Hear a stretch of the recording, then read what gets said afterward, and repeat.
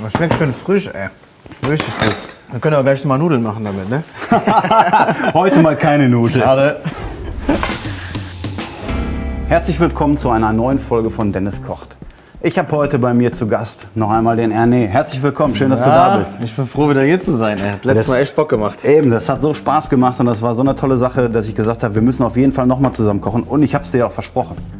Deswegen, ich habe dir beim letzten Mal gesagt, okay, beim nächsten Mal, wenn du kommst, machen wir auf jeden Fall Pesto. Eigentlich passt es heute gar nicht zu dem Gericht, aber ich habe mir gedacht, Pesto geht so schnell, das zeigen wir euch da draußen einmal, wie das funktioniert. Und zwar, für ein Pesto braucht man Basilikum, Parmesan, geröstete Pinienkerne, Zwiebeln, bisschen Knoblauch, Spritzer Zitrone und natürlich Olivenöl. Und ich mache das am liebsten tatsächlich mit so einem Handmixer, weil ich mag das nicht, wenn das so super fein ist, weißt du? Ich finde es eigentlich cooler, wenn es ein bisschen stückiger ist, weil dann hast du auch so diesen vollen Geschmack, als wenn das so eine cremige Soße ist. Ne? So merkst du zwischendurch nochmal einen Pinienkern oder nochmal eine Zwiebel. Ja? Und dann hast du einfach ein schöneres Aroma, was da rauskommt. Ich habe auch mal mit so einem Mixer was gemacht, aber jetzt alles in der Wohnung hin und her gespritzt. Was habe ich dann falsch gemacht? Tatsächlich, am besten entweder du nimmst einen großen Messbecher oder du nimmst immer ein hohes Gefäß. Okay. Weißt du, weil du bist ja am Arbeiten und damit das nicht knallt. Ich mache extra ein bisschen mehr Knoblauch, weil du hast beim letzten Mal gesagt, du magst so gerne Knoblauch. Ja. Knoblauch kann ordentlich rein.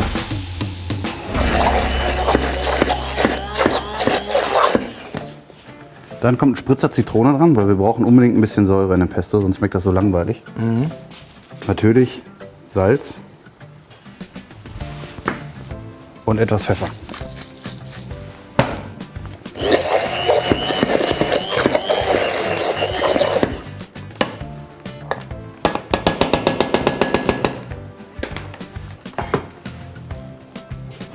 Und fertig ist das Pesto. So schnell? Das ist es. Aber schön knoblauchhaltig. Du magst doch Knoblauch, ne? Kann man auch als Dip quasi zum Fleisch nehmen gleich. Ja, wir probieren mal, ob uns das schmeckt. Das schmeckt schön frisch, ey. Richtig gut. Wir können auch gleich mal Nudeln machen damit, ne? Heute mal keine Nudeln. Schade.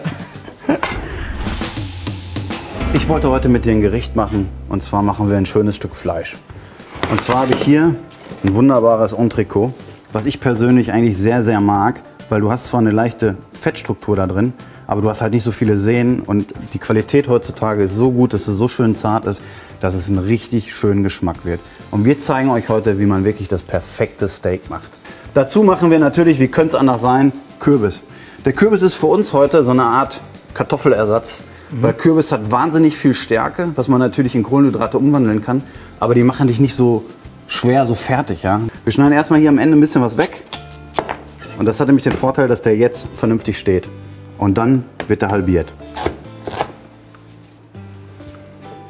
Die Kürbisse, die schneiden wir jetzt. Also wieder auf die Seite, wo man gut festhalten kann. Und dann schneiden wir Scheiben runter. Und dann machen wir die in schöne Stücke, dass wir die gleich anbraten können.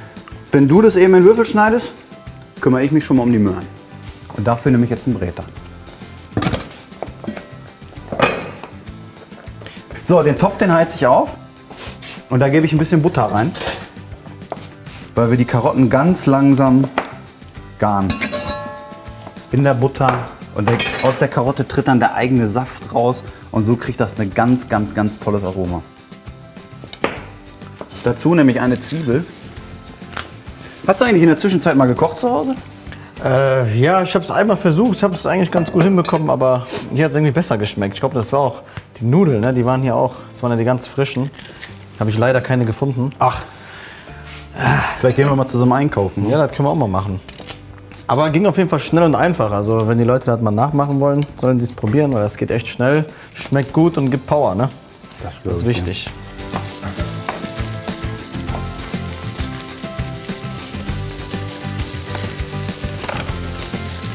Hier geben wir jetzt unsere Möhrchen mit rein und die lassen wir schön anbraten.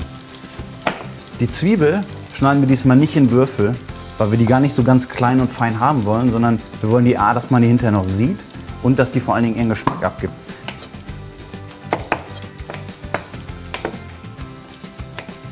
Den Kürbis schmeißen wir hier mit rein.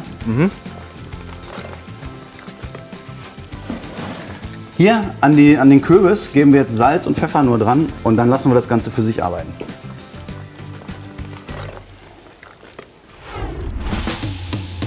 Fürs Fleisch brauchen wir natürlich erstmal eine Pfanne. Wir nehmen diesmal extra Distelöl, weil das ganz viele essentielle Fettsäuren hat. Das heißt, die kann der Körper besser aufnehmen. Und warum kein Olivenöl zum Beispiel? Ja, weil Olivenöl hat man oft das Problem, dass das Olivenöl so schnell verbrennt. Das wird halt bitter, wenn das zu heiß wird. Ne? Wir wollen ja gleich eine schöne Kruste da drauf haben. Und deswegen ist das extrem wichtig, dass die Pfanne heiß ist, dass das Öl auch heiß werden kann, damit das auch richtig schön harmoniert. Ne? Hier passiert auch schon richtig was. Oh, das riecht ja schon super. Das ist Wahnsinn, ne? Vor allem, wenn man überlegt, dass da ja fast nichts dran ist. Ne? Ja. Hast du den Kürbis, ein bisschen Zwiebel, Salz, Pfeffer. Aber lässt man die Möhren so oder kann man die auch schneiden vorher? Oder? Die kannst du schneiden, ne? Aber zum einen sieht das nachher auf dem Teller schön aus, wenn du die ganze Möhre hast. Ja?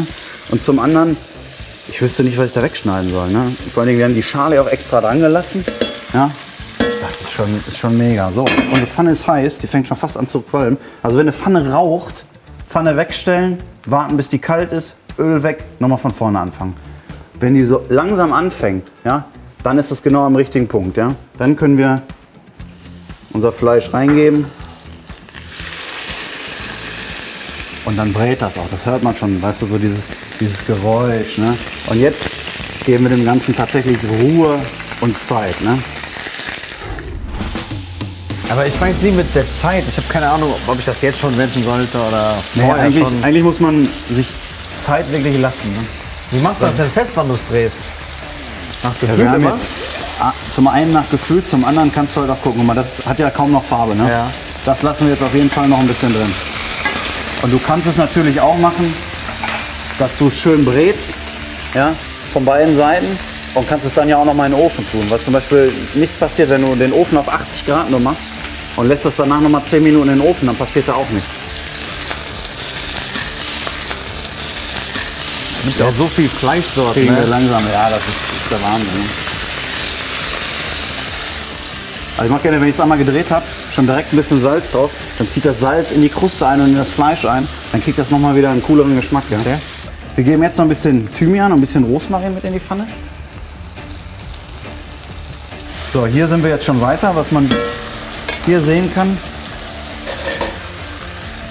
Dass wir jetzt der Kürbis, wenn der langsam gar wird, dann kriegt er halt auch Geschmack.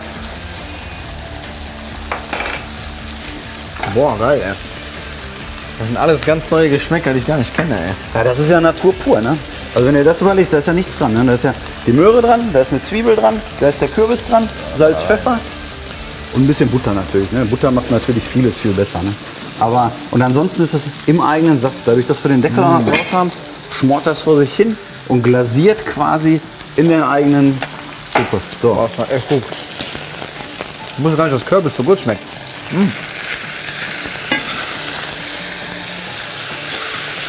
Und jetzt kannst du das hier, Ja, so wie du das auch gemacht hast, einmal so wunderschön für uns arrosieren. Ja. Komm.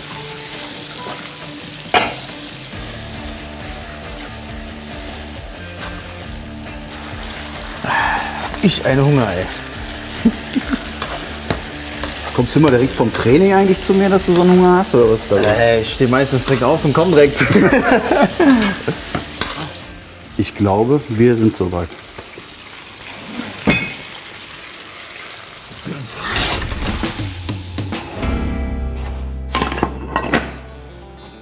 Arrangieren wir das mal ein bisschen.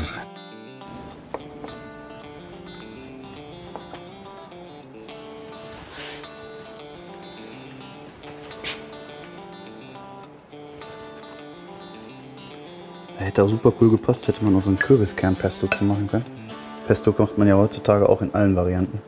Unser wunderschönes Ribeye mit dem geschmorten Kürbis- und Möhrengemüse. Sieht doch gut aus, oder? Sieht super aus. So, wollen wir mal schauen, oder? Auf jeden Fall. Ob das auch so schmeckt, wie es aussieht, ja? Also Kürbis und Pesto und Möhre und Pesto funktioniert schon mal sehr gut. Das muss ich mir merken fürs nächste Mal.